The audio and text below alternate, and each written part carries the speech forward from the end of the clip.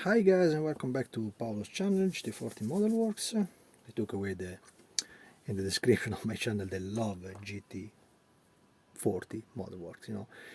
My name was coming from a real GT40 forum, gt40s.com, wonderful forum of the 90s, I think.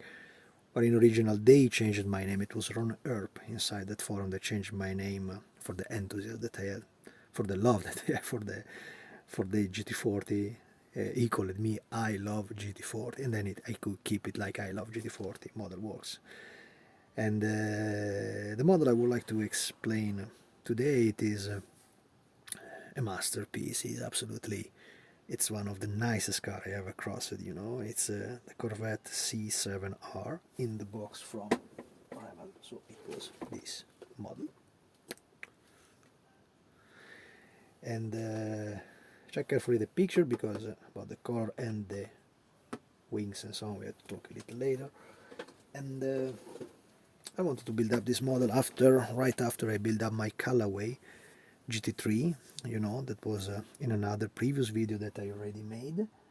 And what to say, I just ordered quite quickly, hurrying up, a box of this Corvette, because usually Revell makes an excellent model about the racing Corvette. The C7R is fantastic model. The C6R was fantastic model. The C5R was fantastic model. I don't think if it have been ever before a racing Corvette. If not, we go in the 60s and so on with that Grand Corvette. And so the model anyway was quite well done by Revell. It's anyway little different dimension from Tamiya and from Hasegawa standards. Also the latest Fujimi, like the body down there of the 997 GT3 2010. And I wanted to modify it because I read that they made basically a little mistake, presenting the decals of and the numbers of a latest version. So it was not the 2015 car, but it was the decal for a 2016 car. So you have to update the body of the Corvette. Basically what did they do? The original car was made, I think, from Pratt and Miller, I think, so really American. This was not a German racer like the Callaway racing car is. This is purely American, and they basically improved the aerodynamics of the car, and they made a much bigger wing on the tail in a different position, a little outside from the shape of the car. They increased the side skirts under the exhaust, and they increased, of course, the front lip, to make it become more and more like a prototype, so there was also little side wings here. I don't know if you can see them in the video. There is a wing anyway down there. And I started the model basically updating as much as I could the wheels, because this car uses a kind of BBS sprocket. I don't know if in reality they are real BBS, I guess so, but the sprocket was absolutely too big for a scale model, a detailed scale model that we all like. So there is three possibility to make this possible. The first one, there is a guy making, I think, the wheels in resin, and the conversion, for the parts different, and also for the splitter, because the latest version also had different extractor in the rear part of the car down there, you see. So they don't have this edge, and also the extractor with plates inside is different.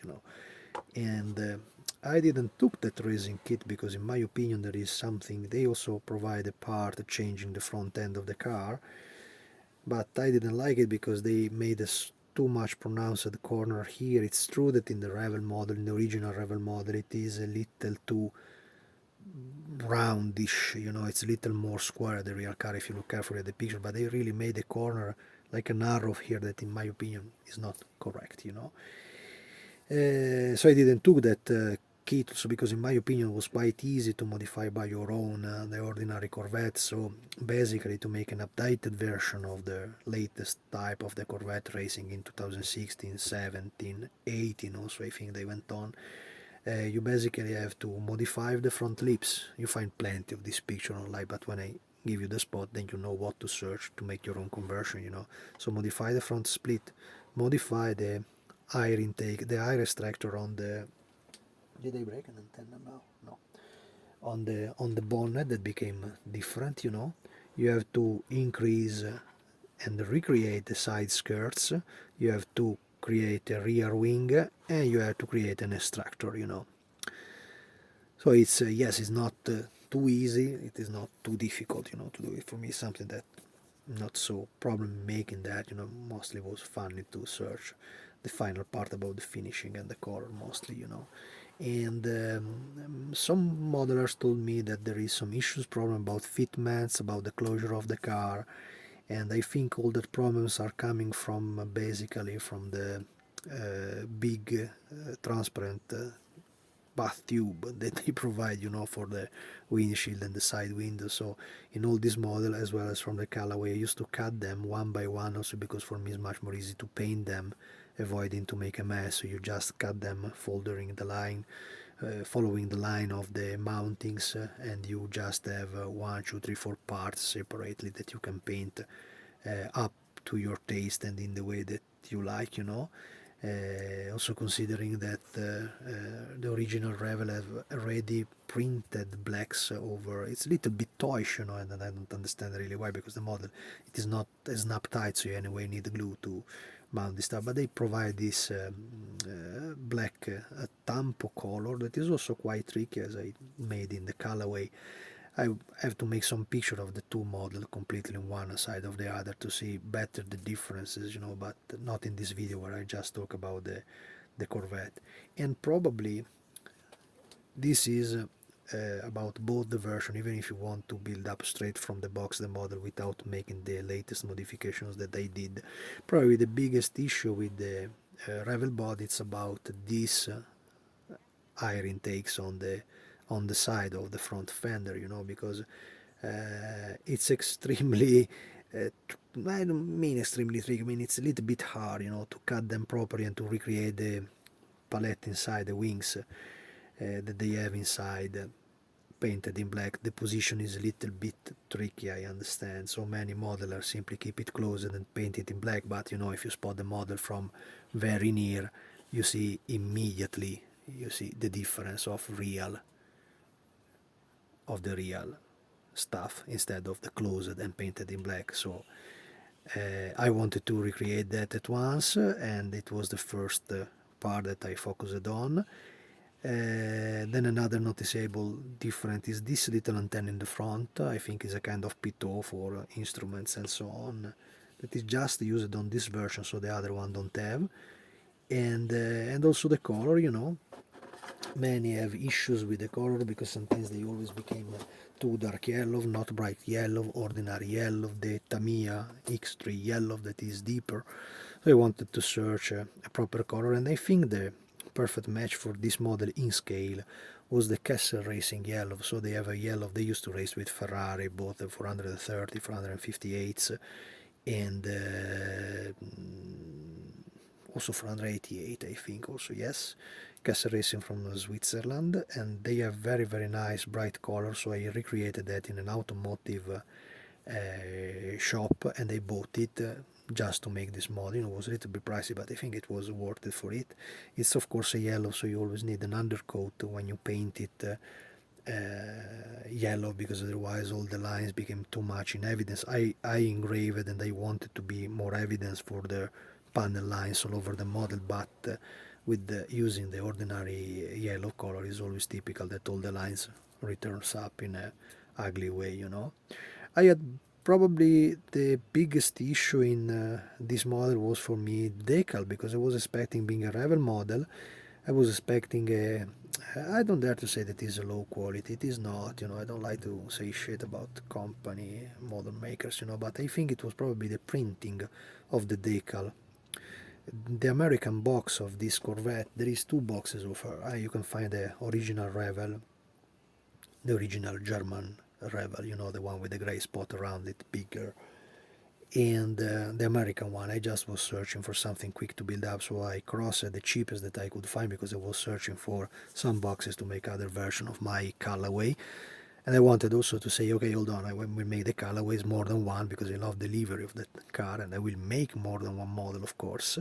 But I also want to have the original American Corvette that is a masterpiece for the collection, so bright red, so American, Daytona winner car, so it's a must, you know, the shape is something Findis have been. Don't take me wrong, you know, for this, but I think this was absolutely the nicest Corvette they ever did.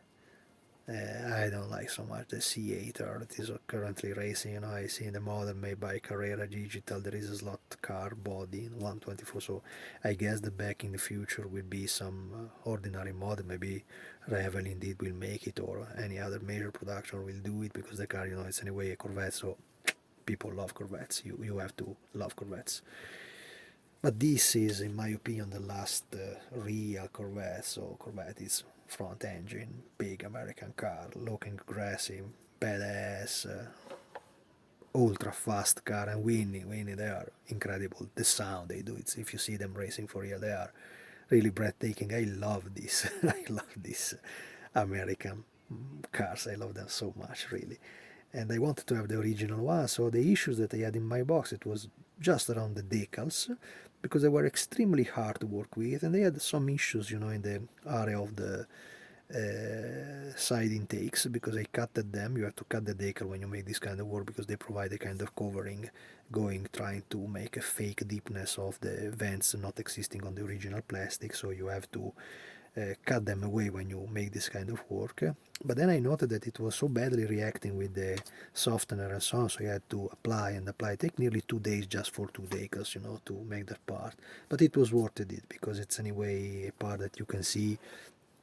If you don't go for this kind of problem, my tip is always to take it away and substitute with something better. You know, there is Indicals from Michael Portaro that is making excellent decals for these models, and they cost absolutely nothing, so it's absolutely worth it. You know, here I was just in a quickie way. I wanted to make it straight from the box, just to have a sample to place beside my beloved colorways. So I want to have the original one, then the tuning version of her. That's why I didn't went for extra set of decal. Mysteriously also Revell, they had the kind of antenna, kind of transponder on the roof of the car. Remember also that if you make the latest version, you have to make the extract hole. They have a kind of roof that is taken away if the car flip off, and they had to take it down the kid driving the car.